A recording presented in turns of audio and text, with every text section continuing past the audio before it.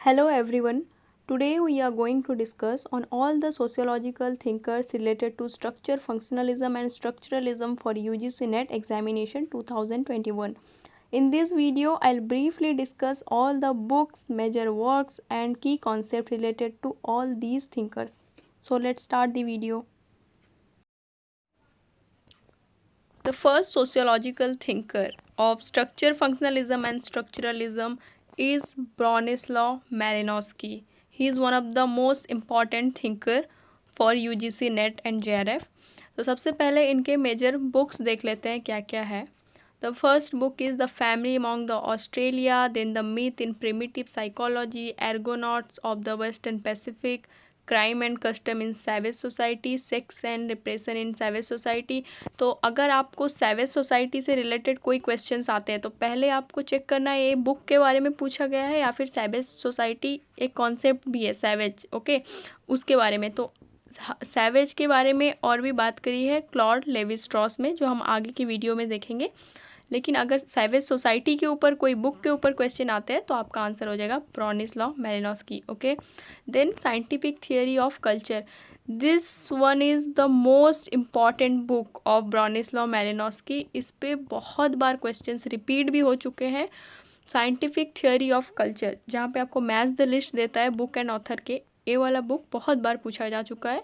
And then magic, science and religion, ये उनका एक कॉन्सेप्ट भी है. The dynamics of culture, this one is also one of the major book of Bronislaw Malinowski. Then sex, culture and myth, freedom and civilisation.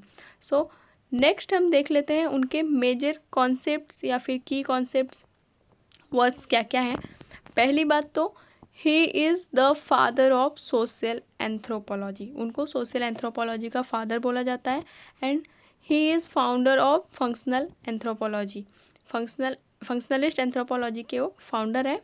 And he talks about the ethnography. Ethnography means study of one particular culture, उसको ethnography बोला जाता है.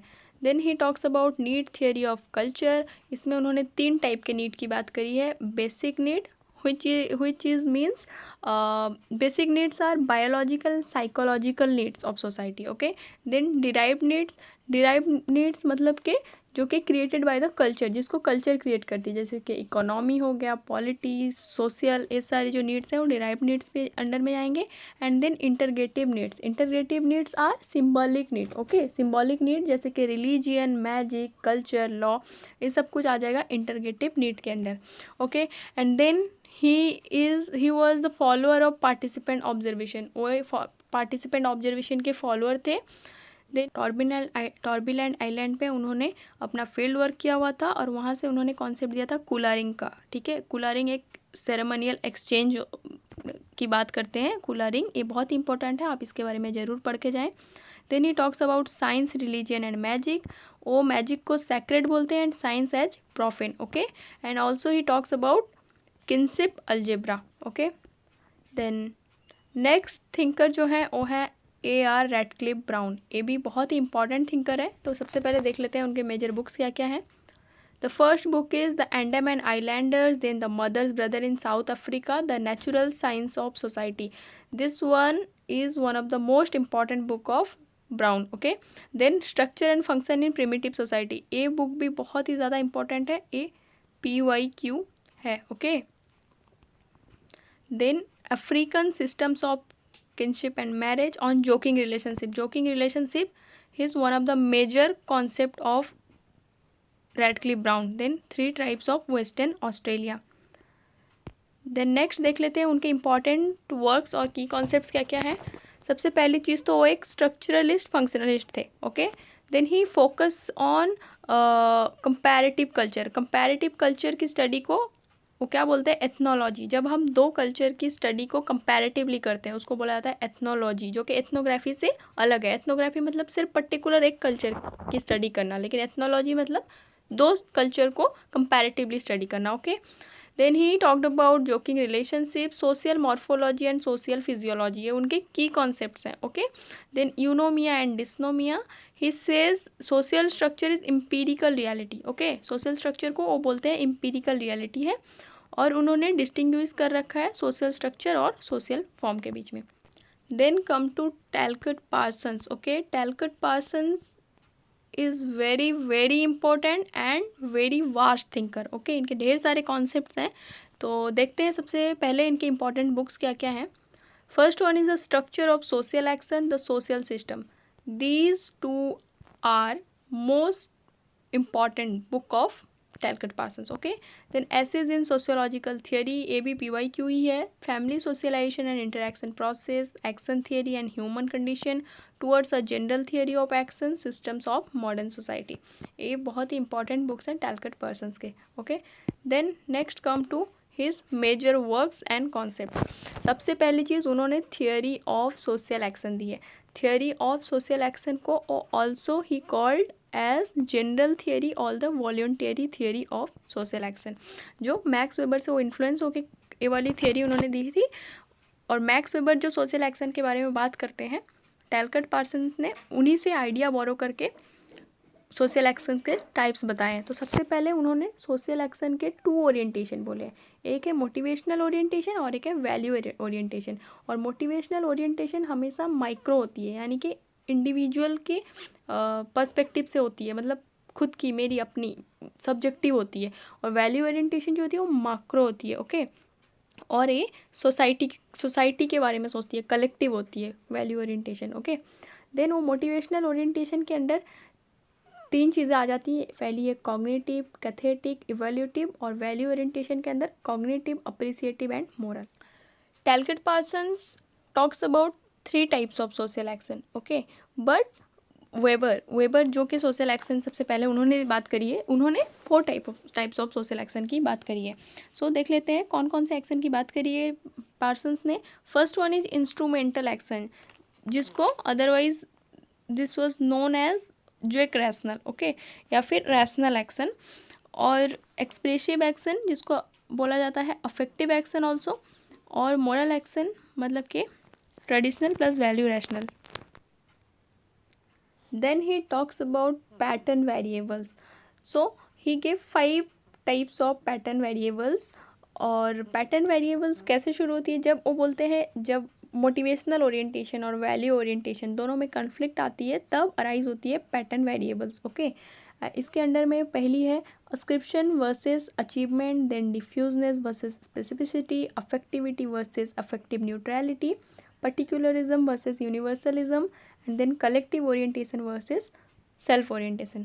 Then his major key term is sick role. Okay, and then cybernetic hierarchy, theory of socialization, role expectation, equilibrium. What is equilibrium? Equilibrium, he said that socialization and social system are main mechanism that allow the social system to maintain its equilibrium. Okay, then value consensus, ये भी उनकी बहुत ही important key term है. Okay, and then comes to R.K. Mutton. Okay, R.K. Mutton is one of the major thinker for UGC NET. उनके major ideas क्या क्या है देख लेते हैं. पहली चीज़ तो बात करते हैं टाइप्स ऑफ फंक्शन, जिसमें आ जाता है latent and manifest function, dysfunction and non function. Latent and manifest function को समझाने के लिए उन्होंने एक एग्जांपल दी अपने बुक में. वो बात करते हैं होपी ट्राइब की. ओके, होपी ट्राइब एक अफ्रीकन ट्राइब है. वो लोग क्या करते हैं, जब उन लोगों के वहाँ बारिश नहीं होती, फसल अच्छी होने के लिए बारिश ज़रूरी है, तो बारिश नहीं होती तो वो लोग क्या करते हैं, सब गैदर होके डांस करते हैं. ओके, तो सबका गैदरिंग होके डांस करना, वो चीज़ क्या है उन लोगों का. इसमें ए फंक्शन, मैनिफेस्ट फंक्शन क्या है, मेन उनका फंक्शन का मेन मोटिव क्या है कि डांस करवाना, डांस करके बारिश को बुलाना. ठीक है, लेकिन जब वो लोग साथ आते हैं, डांस करते हैं, इंटरेक्शन बढ़ता है उन लोगों के बीच में, उनके बीच में क्या होता है, इंटीग्रेशन भी बढ़ता है, भाईचारा भी बढ़ता है. तो वो चीज़ के लिए उन्होंने डांस ऑर्गेनाइज नहीं करवाया था, लेकिन वो चीज़ भी हो रहा है, तो इस चीज़ को बोला जाता है लेटेंट फंक्शन. लेकिन डांस करवाना क्यों, क्योंकि बारिश आएगी, ये जो चीज़ है वो होता है manifest function. And dysfunction, non function. और वो बात करते हैं self fulfilling prophecy, strain theory, anticipatory socialisation, reference group behaviour, role set, multiple role model. ये सब उनके की टर्म्स है. जहाँ पे आपको ये टर्म दिखे तो वहाँ पे आंसर हो जाएगा R.K. Mutton. Okay, then middle range theory, criminology, self-defeating prophecy. Then he talks about modes of adaptation. modes of adaptation जो है वो बहुत ही इंपॉर्टेंट कॉन्सेप्ट है. उन्होंने उसमें 5 टाइप्स ऑफ मोड्स की बात करी है. कॉन्फर्मिटी, इनोवेशन, रिचुअलिज्म, रिट्रीटिज्म, रिबेलियन. ओके, वो बोलते हैं कि सोसाइटी कुछ गोल डिसाइड करती है और उसके मीन्स मतलब कि उसके तरीके. ठीक है, गोल मतलब कि कुछ काम होता है जो, और उसके मीन्स मतलब कि तरीके. जैसे कि आपको कैसे सक्सेसफुल होना है, बहुत सारे पैसे और इज्जत कमाने हैं, तो सोसाइटी बोलती है यूपीएससी क्लियर कर लीजिए, और उसके मीन्स क्या है, पढ़ना और यूपीएससी क्लियर करना. तो अगर आप गोल को भी एक्सेप्ट करते हैं कि आपको आईएएस बनना है और तरीका क्या है, पढ़ने के बाद ही आईएएस बनना है मीन्स, तो अगर दोनों प्लस मतलब के अग्री करना, ठीक है, और माइनस मतलब के डिसअग्री. ओके, तो अगर आप गोल को भी चूज़ करते हैं और सोसाइटी ने जो बताया, और मीन्स मतलब के तरीके को भी एक्सेप्ट करते हैं, तो आप उसको बोला जाता है कॉन्फॉर्मिटी.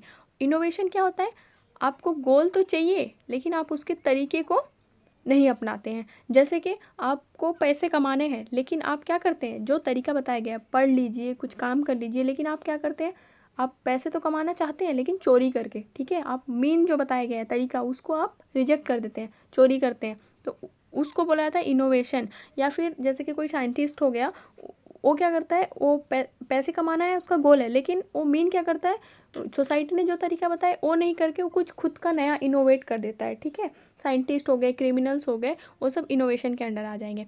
देन रिचुअलिज्म में गोल जो होती है वो नहीं होती और मीन्स होते हैं वो एक्सेप्ट करती है सोसाइटी के द्वारा, जो मीन्स बनाए होते हैं लोग उसको एक्सेप्ट करते हैं. जैसे कि आप मंदिर जा रहे हैं, ठीक है, तो मंदिर जाना मतलब क्या होता है, भगवान को पूजना, उनकी भक्ति करना और भगवान के रास्ते पे चलना.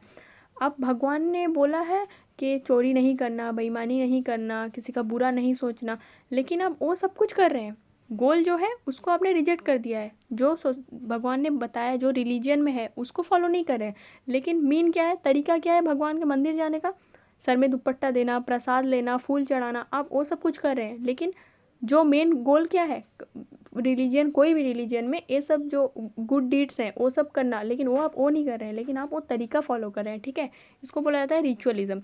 रिट्रीटिज्म मतलब यहाँ पे आप गोल को भी रिजेक्ट करते हैं, मीन को भी रिजेक्ट करते हैं. जैसे कि संन्यास ले लेते हैं लोग, उनको कोई मतलब नहीं होता सोसाइटी क्या गोल बोल रही है, उसके तरीके क्या होते हैं.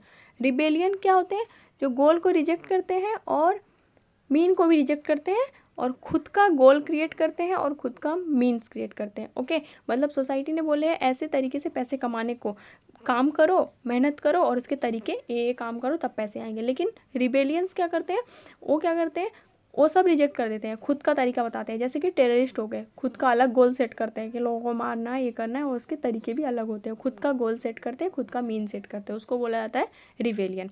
Okay, then he talks about functional paradigm, functional postulate, जिसके बाद उन्होंने 3 टाइप के फंक्शनल पॉस्टुलेट की बात करी है. Functional postulate of functional unity, functional indispensability, then postulate of universal functionalism. Okay.